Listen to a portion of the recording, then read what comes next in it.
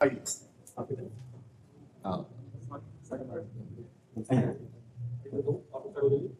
आपकी ऊर्जा लेने के लिए ही आए हैं आपके दर्शन।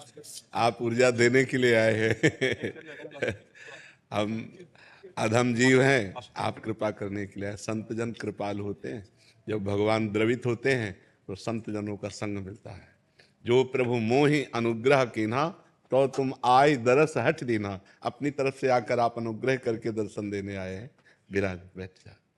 आपका आरोग्य की इतनी होते हुए भी आप इतनी समाधि में हो, प्रसन्न हो, देख के हमको बल मिलता है जी। ये भगवान से चित्त जोड़ने से है। अगर हम शरीर से चित्त जोड़ें तो बहुत परेशान। जब भगवान से चित्त जोड़ते हैं तो भगवान सच्चिदानंद है। सच्चिदानंद रूप, पंखा करो, सच्चिदानंद रूप आए विश्वोत्पत्त्यादि हेतवे। जो सच्चिदानंद है उनसे जब चित्त, तो आनंद में चित्त बना रहेगा। और शरीर नाशवान है, परिवर्तनशील है, दुख में है, इसमें चित्त नहीं देना। इसको गंभीर भाव से सहना है। तितिक्षा तास्तितिक्षस्व भारत मात्रा स्पर्शास्तु कौन्ते शीतोष्ण सुख दुखदा आगमा पाइनो अनित्यास तास्तितिक्षस्व भारत। इन्हें शांत भाव से सहना है। भीषण कष्ट में भी हम कष्ट रहित हैं। हमारा स्वरूप इससे अलग है। ये कष्ट भास रहा है नहीं। जैसे रस्सी में सांप भासता है, होता नहीं। जैसे मरुभूमि में जल भासता है, होता नहीं। ऐसे ही शरीर आसक्ति के कारण कष्ट भास रहा है नहीं। हमारा स्वरूप आनंदमय है। किसी भी अस्त्र की, शस्त्र की ताकत ही नहीं कि हमें छेद सके, भेद सके। अक्लेद अशोच से नैनम छिन्दन्ति शस्त्राणि नैनम दहति पावका न चैनम क्लेदयन्त्यापो न शोष्यति मारुता। यही अनुभव करना है। केवल प्रवचन करने से दुख दूर नहीं हो सकता, केवल प्रवचन सुनने से दुख दूर नहीं हो सकता, अनुभव से होगा। हमें अपने को इससे अलग देखना है। खाते पीते उठते बैठते चलते फिरते इससे अलग रहना है। हमारा और इसका बहुत अंतराय है। ये विनाशी है और हम अविनाशी हैं। ये परिवर्तनशील, हम एक रस हैं। ये जड़ है, हम चैतन्य घन हैं। हम साक्षी हैं, इसके दृष्टा हैं। बस देख रहे हैं इसमें क्या हो रहा है। जो हो रहा है वो पहले से निश्चित है, कुछ नया नहीं हो रहा है। बस हम तो मगन है आनंद मगन। अब इसके विषय में पढ़े तो फिर बड़ा प्रपंच है। इससे एकदम अलग रहे। समझ रहे हम, पण वो आचरण धीरे धीरे आचरण नहीं कर रहे, समझ रहे हैं सर जी। बस प्रवचन तो बहुत हो रहे हैं, प्रवचन सुने भी जा रहे हैं, लेकिन उनको उतारना जीवन में सबसे बड़ी बात है। और उतारने के बिना सब व्यर्थ है। नायमात्मा प्रवचनेन लभ्या न मेधया न बहुना श्रुतेन। उपनिषद कहता है कि आत्मबोध बहुत प्रवचन करने वाले को नहीं होता। ये आत्मबोध बहुत प्रवचन सुनने वाले को नहीं होता। ये उससे ही होता है जो स्वीकार कर लेता है, जो व्रणित इसे वर्ण कर लेता है, इसे ग्रहण कर लेता है। और भगवान कुछ परिस्थितियां ऐसी दे देते हैं कि भागना ही पड़ता है इस शरीर से। अब इस शरीर की ऐसी परिस्थिति दे दी, डायलिसिस, दोनों किडनी फेल, ये परेशानी वो परेशानी, ये दर्द, तो बस निकलो, इससे निकलो। इसमें फंसना नहीं है। ये मरेगा, ये आज नहीं तो कल मरेगा। तो अपने स्वरूप में आओ। अगर इसकी प्रीता में फंसे तो मरे, फिर जन्म पे जन्म, मरण पे मरण, फिर चलेगा। होश में, सावधान। तो भगवान ने हमें कृपा करके सावधान किया, हमको ऐसी परिस्थिति दी कि इसे हटना ही पड़ा। नहीं तो साधना का भी जब हम अहम लेते हैं तो शरीर का पक्ष जोर हो जाता है, क्योंकि इसी से साधना होती है। साधना का भी पक्ष नहीं। साधना होनी है, जितना हम प्रयत्नशील हैं, साधना कर रहे हैं, पर शरीर से करवा रहे हैं, हम नहीं कर रहे हैं। हाँ, ये अभी चला जाए तो हमें इससे हमारी साधना अधूरी नहीं है, हमारी साधना पूरी है। ये अभी नष्ट हो जाए, नाशवान, इसके सहारे थोड़ी हम अविनाशी को प्राप्त कर रहे हैं। हम अविनाशी हैं, हम वर्तमान में अविनाशी हैं, हम अविनाशी हैं। हाँ, विनाशी से हमारा जो लगाव हो गया है उसी को हटाना साधना है। विनाशी से जो हमारा लगाव है, अपनापन हो गया है, तदात्म हो गया है, उसी की साधना हम कर रहे हैं। कि इसको कष्ट देते हुए तितिक्षा पूर्वक, जैसे नंगे पैर आप चल रहे हैं या आप विविध प्रकार के तपों को ग्रहण कर रहे हैं, इसके लगाव को काट रहे हैं। लगाव का काट, क्योंकि इससे लगाव हटाना। क्यों? जैसे बोले हम तपस्या की, हमें बड़ा लाभ हुआ, तो क्या लाभ हुआ? लगाव हटा, इससे अपनापन हटा, तदात्म हटा। आप तो जो पूर्ण है उसको ना कोई लाभ है ना कोई हानि है। जो आप पूर्ण है ना उसमें कोई लाभ है ना कोई हानि है। साधना ना होने पर कोई हानि नहीं है पूर्ण में। और साधना होने पर कोई लाभ नहीं है, तो साधना हो किसकी रही? इस लगाव को मिटाने के लिए। शरीर और इंद्रियों का जो संयोग भोगों में होकर सुखानुभूति हो रही, इसी को मिटाना है। और ये मिट गया तो सहज स्वरूप शंकर सहज स्वरूप समारा, लाग समाधि अखंड पारा। चलते फिरते उठते बैठते हर समय सम स्थिति में जो महापुरुष है वो भगवान को प्राप्त महापुरुष है। और भगवान को प्राप्त करना नहीं है, वो प्राप्त हैं, बस ये लौट कर समझना है, थोड़ा लौटना पड़ेगा। ये जो बहिर्मुख होकर हम जगत में फंस गए हैं, अंतर्मुख होकर के बस उसे लौट कर समझना होगा। बिल्कुल वर्तमान में आप परिपूर्ण हैं, किसी साधन के फल स्वरूप परिपूर्ण नहीं है। वर्तमान में आप परिपूर्ण बस अनुभव करो, इस बात को अनुभव करो, तत्त्वम् असि, तुम वही हो, तुम वही हो जिसकी खोज कर रहे हो। जब खोजने वाले को मिला तो खोजने वाला नहीं रहा।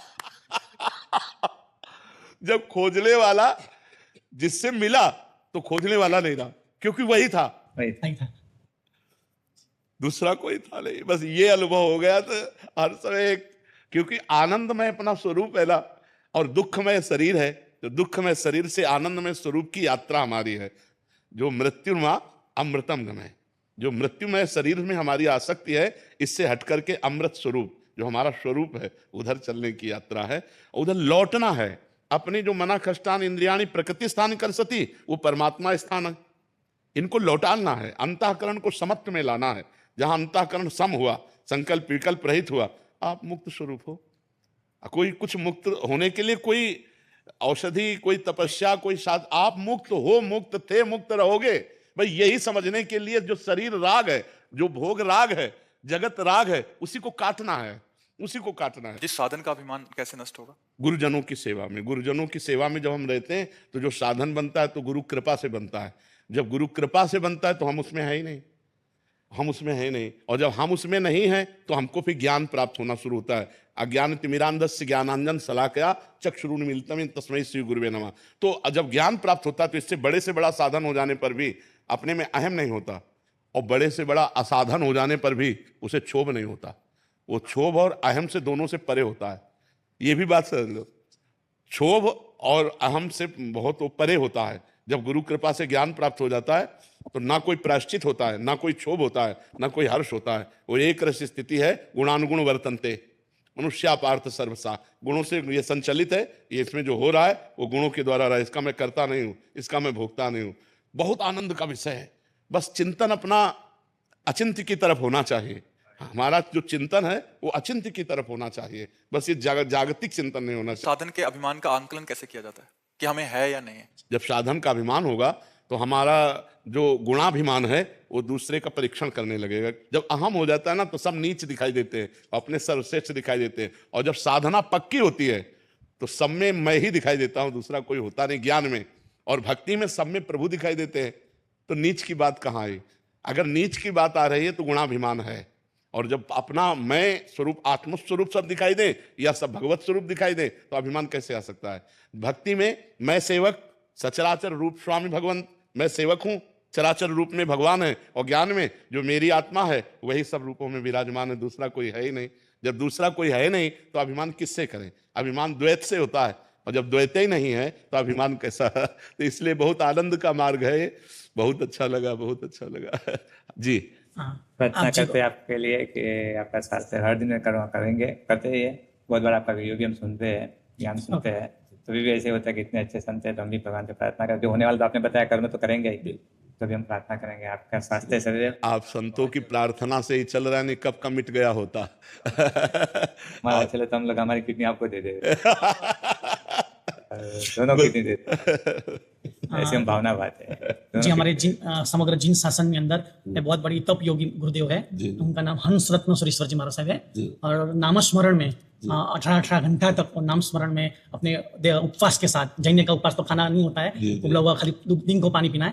और बहुत बड़ी तपस्या उन्होंने की है, बहुत बड़ा विश्व में भी उनका तपस्या में और नाम स्मरण में, योग में खास बहुत टाइम से आपसे फॉलो कर। मैंने बताया वो हम जीवन में भी हम बाहर गए, हम अंदर आएंगे। आपने जैसे बोला तपस्या बरोबर है, वो तो निमित्त है, अंदर से उतरना है। आपने जो बताया उसके अंदर हम थोड़ा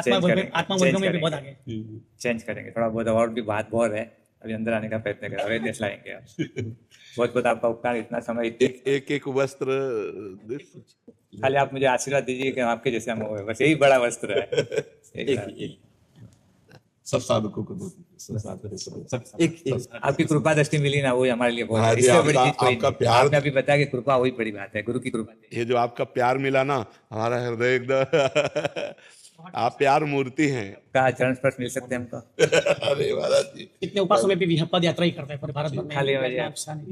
नहीं, इस समय हमारे जैन मुनियों ने जो हमारी संतों की परंपरा रही है, पूर्व संतों की परंपरा रही है, बहुत सांगोपांग निर्वाह कर रहे हैं। चाहे जितने देखो, पीटे भी गए, हाँ मार भी खाए, भूख प्यास भी, गर्मी सर्दी, ऐसी गर्मी में सब पूरे कष्ट सह करके अपने धर्म का पालन कर रहे हैं। हम बार बार प्रणाम करते हैं, इन मुनियों को बार बार प्रणाम करते हैं। एक्सीडेंट भी बहुत होते हैं। हाँ, बहुत हाईवे पे बहुत होता है हर साल। 10-15-25 मार्च साहब एक्सीडेंट में चले जाते हैं। बिल्कुल, उससे भी ज्यादा जाते हैं। बिल्कुल बिल्कुल 25 गाड़ी लोग, हम पैदल चलते हैं ना तो गाड़ी ओवरटेक करके उड़ा देती है। बिल्कुल। साइड में चलते हैं तो भी उड़ा देती है। मैंने उनका उड़ाने का भाव नहीं है, पर हाँ, कंट्रोल बिगड़ गया। कंट्रोल नहीं रहते। मैंने उनको जल्दी जाना है हर आदमी को। जी जी तो इससे हर साल बड़े गच्छातिपति से लगा के 25-30 साहब साधु साधु दोनों पर बहुत खराब इससे उनका मौत होता है। एक्सीडेंट में एकदम चले गए तो अंदर नहीं, पर जो चले नहीं, बीच में रहे ना तो फिर उसको दर्द सहन करना बहुत कठिन होता है। तो भी हमारे बिहार हमने रोके नहीं, चालू है, संभाल के चलते हैं। पैदल में वो पैर के साइड में चलते हैं। लोग दारू पी के